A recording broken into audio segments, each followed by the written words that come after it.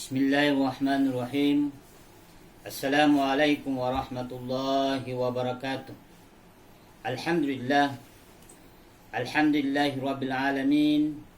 Wassalatu wassalamu ala rasulillah wa ala alihi wa ashabihi ajma'in.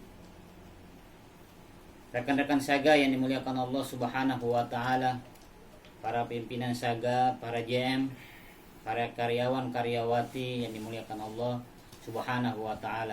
Mudah-mudahan kita semua dalam keadaan sehat walafiat, dimudahkan rezeki dan diterima amal ibadah kita semua. Allahumma amin. Salawat dan taslim kita aturkan kepada baginda Rasulullah sallallahu alaihi wasallam sebagai uswatul hasanah yang patut kita contohi, kita tiru, kita ikuti semua perbuatan-perbuatan yang diajarkan oleh baginda Rasul kepada kita. Mudah-mudahan sebagai asbab kita mendapatkan syafaatnya di yaumil qiyamah.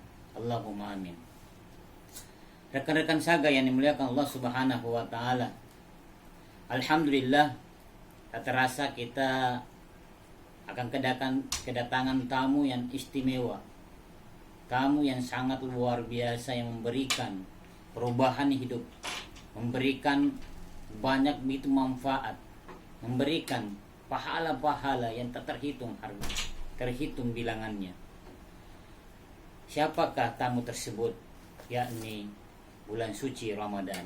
Insyaallah mudah-mudahan kita semua diberikan kesehatan oleh Allah, bisa bertemu dan bisa beribadah di dalamnya. Rekan-rekan saga yang dimuliakan Allah subhanahu wa ta'ala, ketika kita memahami bulan suci Ramadan adalah bulan yang dimuliakan Allah subhanahu wa ta'ala dan para rasulnya, dan dirindukan para malaikat, dirindukan para orang-orang yang senantiasa memburu amal ibadah, memperbaiki tingkah laku dan seterusnya. Ketika kita mengkaji lebih dalam tentang pelaksanaan ibadah-ibadah di dalamnya, di antara ibadah yang istimewa adalah ibadah saum atau syam. Kata baginda Rasulullah SAW, orang yang berpuasa atau saum, dia akan mendapatkan dua kebahagiaan. Kebahagiaan pertama adalah liswaimi farhatun. Kebahagiaan yang pertama, farhatun inda fitr wa farhatun liqa'i rabbi. Jadi mendapatkan dua kebahagiaan. Hadis ini memberikan gambaran, ya rekan-rekan saga yang dimuliakan Allah subhanahu wa ta'ala, memberikan gambaran bahwa ternyata hadis ini bukan hanya pada puasa di bulan suci Ramadan. Ini yang menarik. Bukan hanya puasa di bulan suci Ramadan, tapi bagaimana kita berpuasa di luar bulan suci Ramadan. Kalaulah kita berpuasa nantinya di bulan suci Ramadan, adalah merupakan sesuatu yang wajar. Semua akan ikut serta dalam melaksanakan, karena hukumnya wajib. Tapi ada yang istimewa, yakni puasa-puasa yang sifatnya sunnah. Ada puasa Senin Kamis, ada puasa Nabi Daud, ada puasa Asyura, puasa Syawal, dan masih banyak puasa-puasa sunnah lainnya.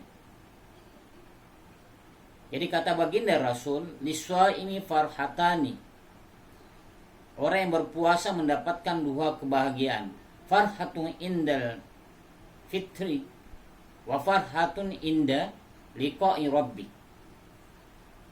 Ternyata ayat ini memberikan gambaran bahwa orang yang berpuasa itu akan mendapatkan dua kebahagiaan. Kebahagiaan pertama ketika dia berbuka puasa.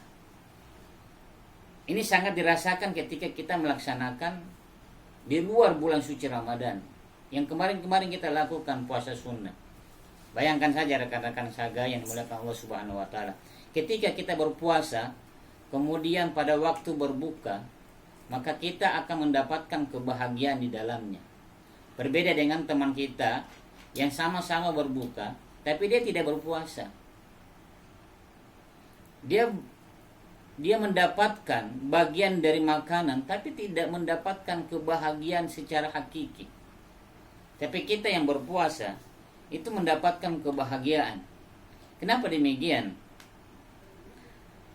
Kebahagiaan kita dapatkan yang pertama, kita telah melaksanakan perintah Allah Subhanahu wa taala, yakni berpuasa.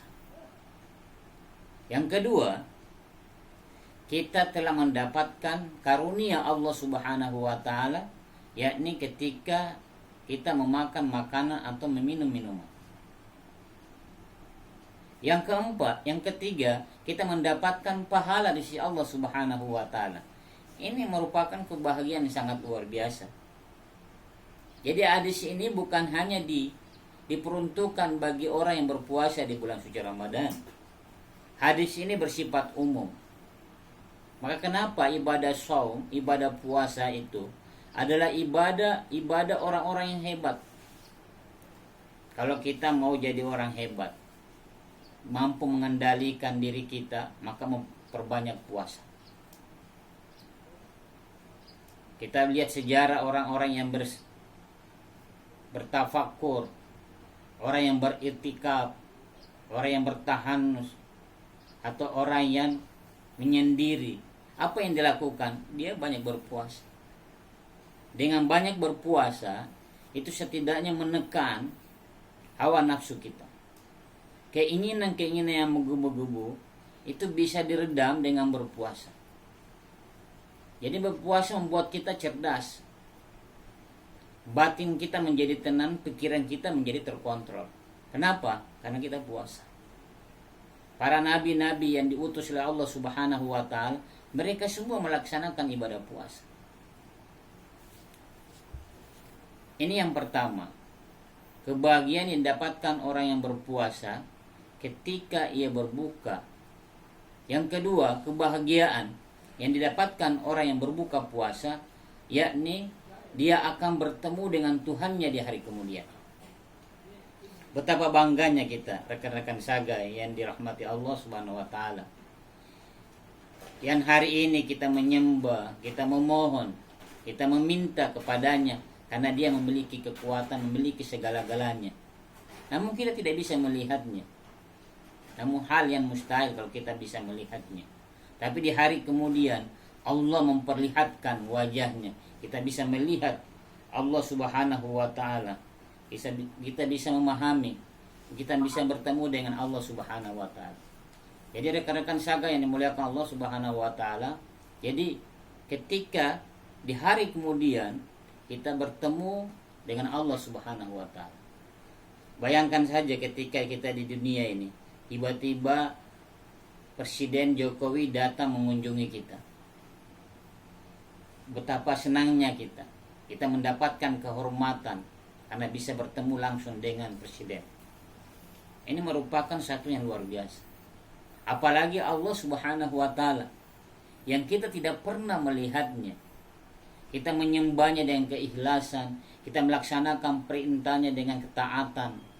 Kita meninggalkan larangan-larangannya karena kita tahu bahwa itu perintah dari Allah Subhanahu wa taala. Namun di hari kelak Allah memperlihatkan wujudnya.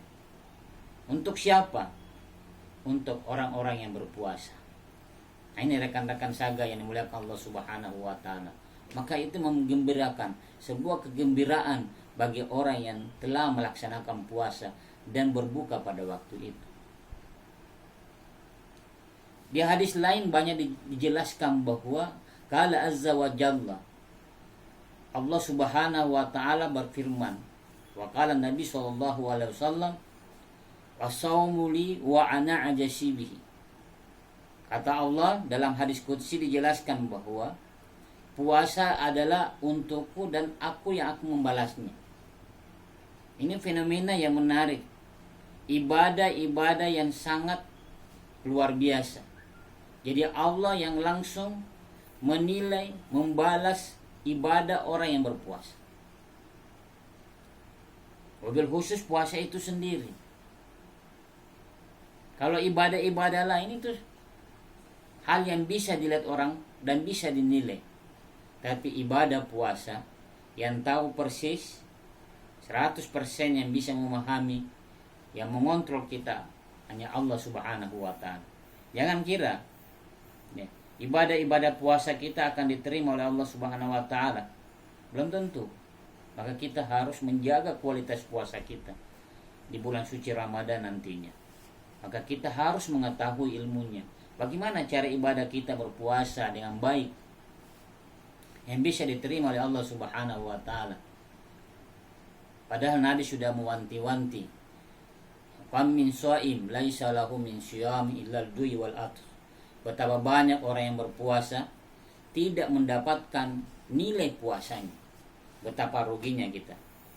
Kita berpuasa menahan lapar dan dahaga, kelelahan dan sebagainya, namun dipandang Allah tidak bernilai apa-apa.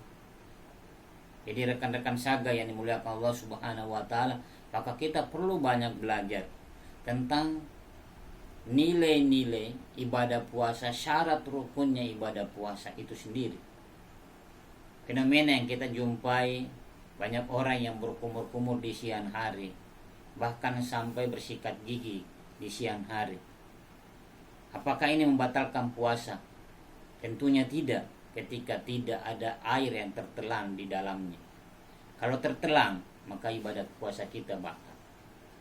Atau boleh jadi kita berpuasa tapi masih menceritakan kejelekan orang, membicarakan keburukan orang, bergibah, mengunjing, memfitnah, penyakit-penyakit hati. Nah, inilah yang dikhawatirkan oleh baginda Rasulullah SAW. Begitu banyak orang yang berpuasa di bulan suci Ramadan, namun dia tidak mendapatkan amal ibadah dari puasanya itu sendiri. Jadi rekan-rekan saga yang dimuliakan Allah Subhanahu wa ta'ala, mari kita berbenah diri, mempersiapkan diri. Beberapa lagi hari kita akan memasuki bulan suci Ramadan. Mulai dari ini kita mengintrospeksi diri, muhasabah diri. Jangan-jangan ibadah-ibadah puasa kita yang tahun kemarin tidak berkualitas, pada hari ini kita istiqamah, kita komitmen dalam diri kita bahwa bulan ini, bulan puasa Ramadan ini adalah bulan yang dimana bulan yang terakhir buat kita. Kenapa demikian? Supaya kita istiqamah, supaya kita betul-betul menjaga ibadah-ibadah kita di bulan suci Ramadan, lebih khusus ibadah puasa itu sendiri. Mudah-mudahan amalia kita di bulan suci Ramadan diterima oleh Allah Subhanahu wa ta'ala, dan kita mendapat predikat di hadapan Allah, yaitu mendapat predikat ketakwaan. Mudah-mudahan kita semua dalam keadaan sehat walafiat, ditambah iman dan Islam, sehingga kita mampu menjalankan ibadah puasa secara utuh dan sempurna. Mudah-mudahan kita semua diberikan rahmat dan hidayah dari Allah Subhanahu wa ta'ala. Mari kita memohon kepada Allah Subhanahu wa ta'ala agar mendapatkan keberkahan hidup kita, mendapatkan ketenangan dalam kehidupan sehari-hari kita, sehingga kita menjadi orang yang betul-betul mentaati Allah dan senantiasa mendapatkan keberkahan di bulan suci Ramadan. Khususnya ketika kita berbuka puasa, kita akan mendapatkan kebahagiaan di situ. Kemudian kita juga mendapatkan kebahagiaan di akhirat, yakni bertemu dengan Allah Subhanahu wa ta'ala. Bismillahirrahmanirrahim.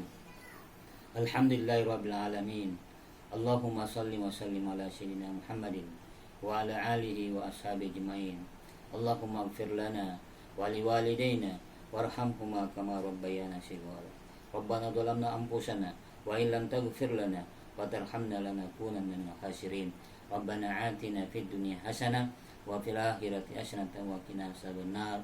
Wa sallallahu ala nabiyyina Muhammadin wa ala alihi wa ashabihi ajmain. Walhamdulillahi rabbil alamin. Akhir kalam, minallahil musta'an wa la itiklan. Assalamualaikum warahmatullahi wabarakatuh.